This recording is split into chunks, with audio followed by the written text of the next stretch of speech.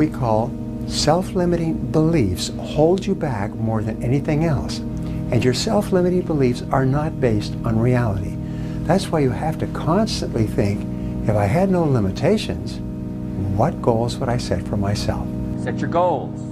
The promise of the future is an awesome force to affect your life every day.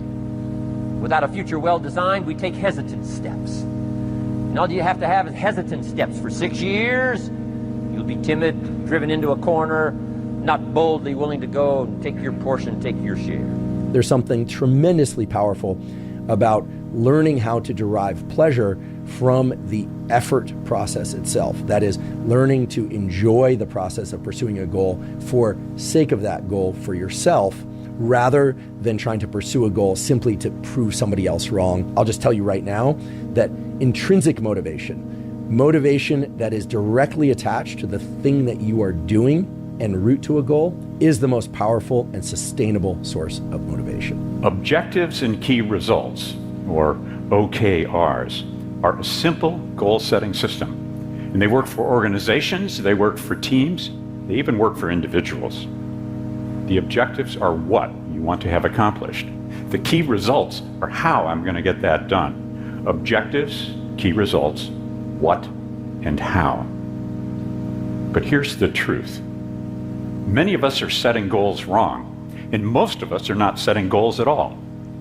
A lot of organizations set objectives and meet them. They ship their sales, they introduce their new products, they make their numbers. But they lack a sense of purpose to inspire their teams.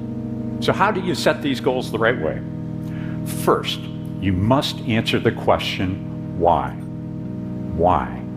Because truly transformational teams combine their ambitions to their passion and to their purpose, and they develop a clear and compelling sense of why. See, our problem is we think we have to know how it's going to happen. You don't have to know how it's going to happen. That's God's job. Our job is to know what's going to happen. Right. And it will be delivered. Seeking first His kingdom, all these things will be given to us. Whatever things are necessary for the manifestation of the goal. If we can get that right, forget about this. You've got to be realistic. Right. See, our paradigm dictates our logic. Right. But think of this. Our paradigm produces our results, too. If I'm earning $50,000 a year, my paradigm has me earning $50 a year. For me to earn $50 a month, that's totally illogical. Mm-hmm. If I want to do better than I'm doing, I'm going to have to think in illogical terms because my logic is governed by my paradigm. Right. Anything beyond what my paradigm can see is crazy. It's illogical. If my goals are a little nuts, I'm not interested in them. To identify the knowledge, information, and skills you will need to achieve your goal.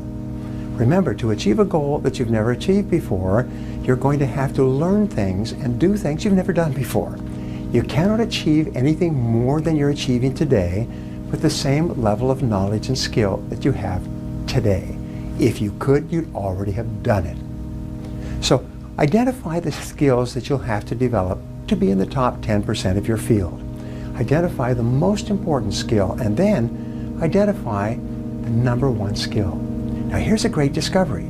Your weakest key skill sets the height of your income and your success. Your weakest key skill. And improving or bringing up that one weak skill or acquiring that one weak skill will enable you to make more progress than any other factor at the moment. You can make more progress by going to work on the one skill that is holding you back more than any other factor. If you don't specify what you want, you won't get it. And if you specify what you want and you want it, which means you're willing to make the sacrifices necessary to get it, then the probability that you'll get it expands immensely. Now, of course, it assumes that what you want is within the bounds of appropriate reason, let's say. But you could also dream big, and there's always the possibility that'll work out too. Then they write for 15 minutes. Okay, your life is the way you want it to be in 4 years. What does it look like? And then we have them do the opposite, which is, all right, take stock of yourself for a minute with all your weaknesses and inadequacies and bitternesses and resentments and sinful tendencies, let's say. Now imagine that you let all of that go. Which little corner of hell would you occupy in 3 to 5 years? Why don't you write about that? And everyone knows where they'd go if they let themselves. And so then you have something to avoid and you have something to strive for. Your subconscious mind uses deadlines as forcing systems. They drive you consciously and unconsciously toward achieving your goal on schedule.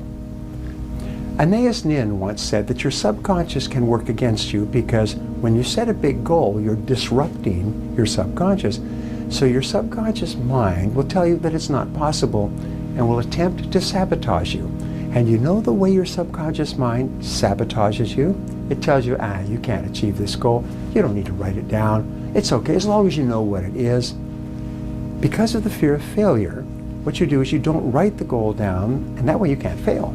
Isn't that clever? And people say, well, if you don't expect anything good, you'll never be disappointed. And these people have no future.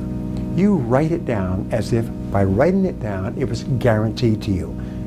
And in many cases, it will be if you write it down. Understanding self-worth is the beginning of progress. Self-worth should be easy. If one of us can do it, all of us can do it. If anybody can think it, we all can think it. I can read, you can read. I can understand, you can understand. From where I came from, the few simple things I did and tried revolutionized my life in 5 years. There isn't anybody here that can't do it. Change from pennies to fortune. Change from nothing to something. Change from broke to rich. Anybody in this room can do it. If any of us can do it, we all can do it. That's the kind of value you should place on yourself. If Jim Rohn can understand it, I can understand it. If he can read, I can read. If he can find it, I can find it. If he can change, I can change. If he can get it done, I can get it done. That's the attitude about yourself. A person's successful if they know where they are and they know where they're going and they're progressively moving in that direction. He said that success was the progressive realization of a worthy ideal. Anyone that has a goal and they're moving towards it, they're successful. Sometimes we have to stand up inside ourselves. Sometimes we have to fight ourselves. Sometimes you have a dream and goal that you want to achieve, and you say, oh, I can't do that. You got to tell yourself to shut up. I can do it. Don't tell me I can't do that. Sometimes you got to talk to yourself. I can't do it. I'm Mamie's boy. Oh, I can do this. Oh, I will do it. I have got to do this. What you think about your dream? And I want you to increase your dream dramatically. And I said you have something special. I'm telling you what I know. You have greatness in you. You have the ability to do more than you can ever begin to imagine. I don't even know you, but I'm telling you what I know from my own experience. And greatness, ladies and gentlemen, greatness, it's a choice. It's not your destiny. Most people never discover their greatness. Most people, ladies and gentlemen, go to their graves living a life of mediocrity. You have to know your why in order to achieve your goals. Knowing your why matters. And based on the research, it's